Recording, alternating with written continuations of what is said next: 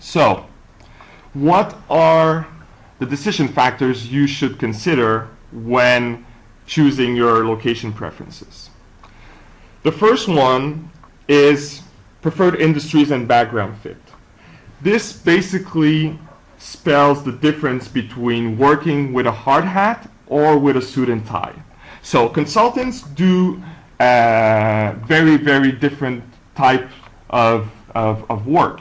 You know, some of them work in mines, and they literally have hard hats on their head for the entire day as they meet with their clients in their facilities, in the actual places or in the actual mines.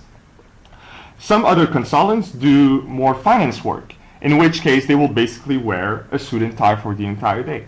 Now, not all offices do all the type of work that any given consulting firm will do.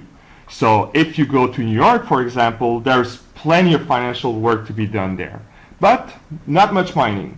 To the opposite, if you go to, for example, in Alberta, Canada, well, there are like a lot of oil sands in that area of the country. So obviously, mining and oil is a very important industry for consulting firms there. If you go to Texas, energy is super important, super important. If you go to the west coast of the U.S., and obviously tech will be a major industry focus for consulting firms. So in deciding to what office you want to apply, you have to take that into consideration, because obviously if you want to do mining, there's no point in you applying to the San Francisco office of your consulting firms. If you're not 100% sure what type of industry you want to focus on because you're a little younger, you don't have much work experience, or whatever the reasons, you just want to explore, which is totally fine, then maybe you would want to choose a location that has a variety of industry focuses, whereas some smaller offices in very specific regions of the globe can have one or two specialties, one or two industry focuses, and that will basically dictate the kind of work you do. So obviously that can be a huge change for the type of career you will have. The second decision factor you should consider are networks. Now, in consulting, like in many other services type of job, people are everything. And people, when I mean people are everything, I really mean it. I was recently at a presentation by a former MIT Sloan student who now is working in marketing, and she was giving this great presentation to students, telling them what they should consider when choosing a job or another one. And her number one factor, I thought it was brilliant. The number one factor she stated was, before choosing a salary, before choosing an industry, before choosing a position, choose a boss. Choose a good boss. Choose someone that you will be inspired by. Choose someone you will wake up in the morning and you will be excited to work for. So networks are super important in consulting. And I mean both internal and external, in the sense that, first of all, if you already know people at a specific firm, at a specific office, and you know that those people would be great mentors, they would be great bosses, you should definitely consider that office seriously. The external network is as important. So if you come in an office and you know many people in your, for example, in your hometown, and you're able to help your firm build its own client network, obviously you will be someone who's very valuable for your organization. So again, people are everything in consulting, both internal networks for who you want to work with, and external networks in terms of your future clients. And I really want to emphasize the point that people are so important that and that you should really consider them not only from a firm by firm basis in terms of firm culture, but also from one office to another.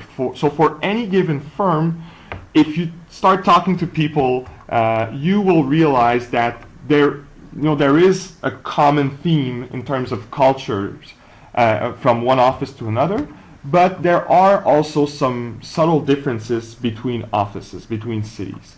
So it's not because you're applying to Bain that, oh, the Bain culture in London and the Bain culture in New York or the Bain culture in Toronto will be the same. There will be some common themes, but you can be sure that there will also be some differences, and you want to take that into consideration. Third decision factor is office size and culture. So I already touched upon a little bit about culture, but I want to specifically talk about office size. So I said earlier that I did my summer internship in Montreal. Montreal is a small city where we have a population of between 3 and 4 million, and our office is small. The McKinsey office in Montreal is maybe around 60 consultants. What that means is that you have the kind of vibe and the dynamics within the office are very, very different than what you would find, for example, at any New York office. So the New York office of any given firm is like hundreds and hundreds and hundreds of consultants, and I'm not even exaggerating. So it's very, very hard to get to know many people because there are just so many.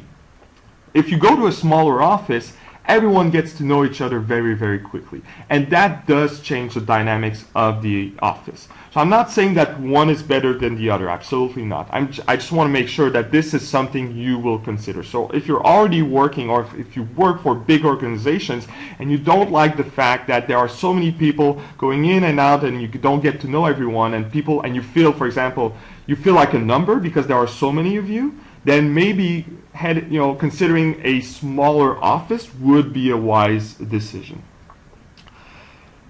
Next decision factor is city lifestyle. So working as a consultant is tough.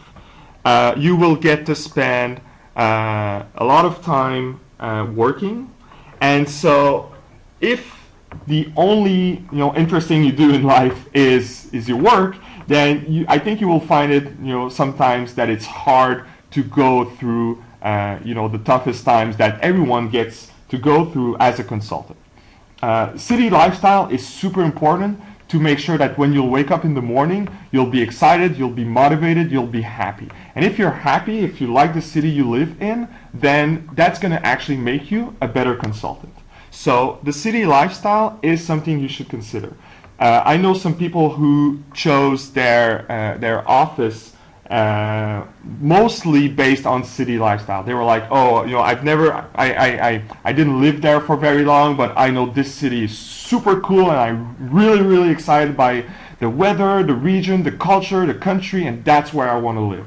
Well, if that's going to make you happy, chances are that you will be a better performing consultant because of that, and that's also something that's important. Recruitment competitive landscape. So something consulting firms will not tell you, but it is unfortunately true. Yes, it is harder to land yourself an internship or a job at the San Francisco office of any firm than it is to, for example, the Montreal or the Cincinnati or the St. Louis office, which are obviously smaller offices.